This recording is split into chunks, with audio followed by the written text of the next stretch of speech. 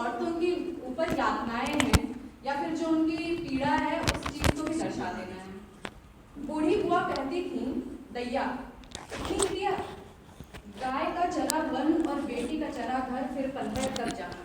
बुआ तुम कहाँ हो, देख लो हमने नहीं चरा तुम्हारे भाई भतीजों का घर, सब खूब जगमग है, इतना उजाला कि ध्यान से देखने पर आंखों में पानी आ जाए।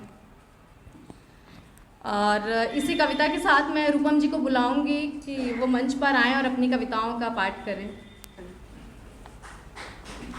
ये एकदम ठीक समय था, धरती और मौसम दोनों पर हरे गुलाबी रंग ढरक गए थे।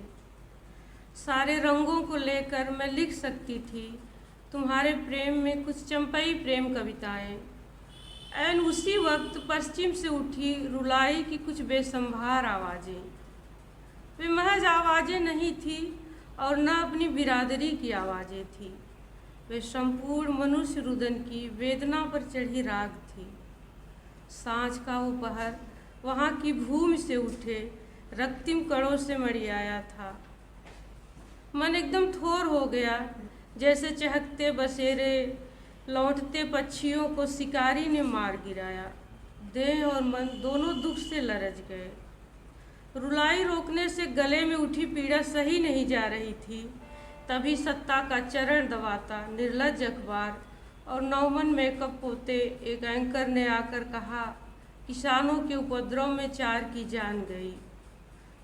मुझे टीवी में चमचमाते रंग भयावह लगने लगे, जैसे उस जमीन पर बिखरे खून का कहीं हरियर कहीं सूखा रोगन हो। मैं उठकर आंगन में आ गई जहाँ कुछ अंधेरा था। अंधेरे से छन कर कुछ चेहरे वहाँ भी आए, जो हंसते तो उनके लाल दांत दिखते।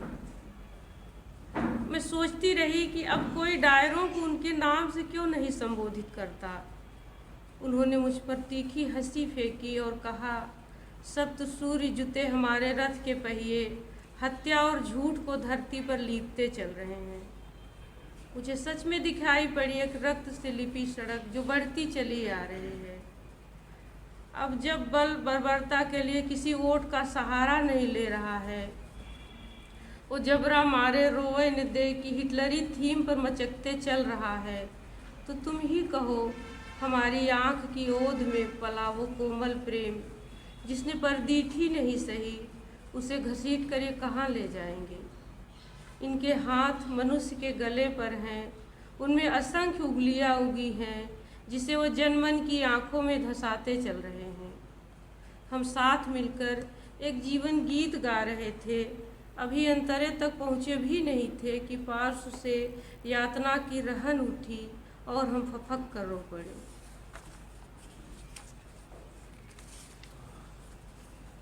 दूसरी कविता का शीर्षक है हम ठगे गए थे। माँ तब बच्ची जैसी चहकती थी, कहती थी बचपन में तुम आटे की लोई जैसी थी, मैं तुम्हारे माथे पर काजल से नज़र टोना का अंखा पंखा बना देती। तभी डेरैचे पर बैठी सरौता भांजती दादी कहती, हाँ क्यों न लगाती अंखा पंखा साथ बेटवा जो जन्मी थी। बच्ची माँ मुस्कियाकर चुप हो जाती। मुझे डर लगता दादी से, मैं हर पल सोचती दादी या तो चाचा के पास जम्मू चली जाएं या मर जाएं, जैसे सबकी दादी मर जाती हैं। फिर दादी जम्मू जाती हैं पैरों में खूब गाढ़ा महावर लगाकर, और जब लौटी थीं तो बहुत उदास थीं। दादी की एड़ियाँ भी उजली थीं। चाची ने फ़ोन पर ही कहा, जब से आई हैं हमें हलकान कर रखी हैं। चाचा वहीं खड़े थे और दादी की टोका टाकी गिना रहे थे। फिर दादी बीमार रहने लगी और एक दिन मर गई।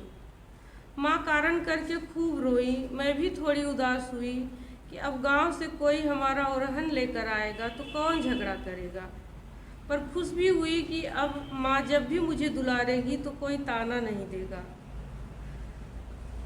पर ऐसा कुछ न हुआ। माँ अब दादी की तरह हमें टोकने लगी थी, कुछ कुछ दादी जैसी लगने लगी थी। पहले जब कभी दादी खलिहान देखने जाती तो हम दुआरे पाला खींचकर लंगड़ी खेलते। माँ सुखवन उठाने छत पर होती, हमें खेलता देखकर साथ से कहती, मैंने कभी न खेला ये खेल, क्योंकि मेरी गोद में माँ का कोई बच्चा होता। सब लड़कियाँ खेलती, मैं ललचा कर देखती। हमने तय किया था जब दादी नहीं रहेंगी तो बीच आंगन में पाला खींचा जाएगा और हम माँ के साथ खूब लंगड़ी खेलेंगे। पर आज जैसे ही हमने आंगन में पाला खींचना शुरू किया, माँ की निगाह औचक ही पड़ गई। उन्होंने खींचते हुए कहा, अरे दोख होता है पाला खींचना, क्यों घर का अनभल करती रहती हो तुम लोग। हम ठगे गए थे। दादी ने जाने कब साजिश करके माँ को अपना प्रतिनिधि बना लिया था। वे अभी लोक कथाओं से ही उठकर आए थे और उसी हरारत में देखने से ज़्यादा देखने का मन हथेली पर लिए खड़े थे। हम जो अभी आधे पर थे न तिहाई पर, और वे साथ चलो अब कितना कहोगी कहने लगे थे। पर हमें तो उनसे ज़्यादा दूरी तय करनी थी। अभी चिढ़ाता हुआ चिर पिछैती अतीत पार करना था। हाथ में चरित्र मापदंड थामे घूरता मर्दवादी पठार पार करना था। सो हमने कहा, तुम चलो अपनी राह, हम आधे के बाद साथ आएंगे। अब अभी हमारी बहुत सी जगहें हैं जहाँ हम नहीं हैं, जहाँ यातना और दुख अपनी मुँह दुबरई में सुख कहे जाते हैं। अभी दिन के उजास से आंखें मिलाती हैं, अभी अंजोरिया घाम जैसी लगती है। अभी हमें देखना तुम एकदम से सह नहीं पाओगे। एक दिन जब देखना अपनी क्रिया के गर्भ में पहुँचेगा तो तुम्हें जोर की उबकाई आएगी और प्रेम आँख से टूट कर गिर पड़ेगा वहाँ जहाँ सब मलिन होगा। उठाने को उठे तुम्हारे हाथ काँप उठेंगे, क्योंकि वहाँ प्रसव घर में चीखती स्त्रियाँ होंगी जिनके प्रसव अंग को कुछ स्त्रियाँ हाथ से चीर रही हैं। चीखती स्त्री भय और पीड़ा से आर्तनाद करती है और उसारे में सोहर उठ जाता है। फिर तुम देखोगे उन्हीं में से कोई एक स्त्री अस्पताल के जनरल वार्ड में चीख रही है और वे पहले की स्त्रियां नर्स, दाइयाँ और काम चलाओ डॉक्टर बनी हैं। अब कि वे और अश्लील गालियों के साथ थप्पड़ लगा रही हैं। वे अपने पीले दांत दिखाते हुए कहती हैं कि मर्द के साथ सोते हुए न चीखी और बच्चा जनते हुए चीख रही हो। भारतीय समाज की तुलनात्मक अध्ययन का ये सबसे प्रचलित और विद्रूप प्रश्न है। इसके पहले घूंघट में एक 15 साल की बच्ची का दृश्य है। वह धुंधली रोशनी की छाँव में थकी अनमनी बैठी है। जिसे अभी खाना और नींद चाहिए थी, उसे थमा दी जाती है एक जाहिल देह। जो खेत खलिहान डांकती, स्कूल पहुंचती किशोरी की देह में ढूंढता रहा नाच में सब मर्दों को आंचल उड़ाती औरत की देह। इस तरह वो एक देह जरूरत में एक जरूरी मन की सारी सतहों को जब विजय करता है और भारतीय वांग में उसे पवित्र दाम्पत्य कहता है। और भी स्त्रियां वही हैं, कुछ घूंघट में है, कुछ घूंघट से बाहर, कुछ घर में है, कुछ धूप में भी चल रही हैं।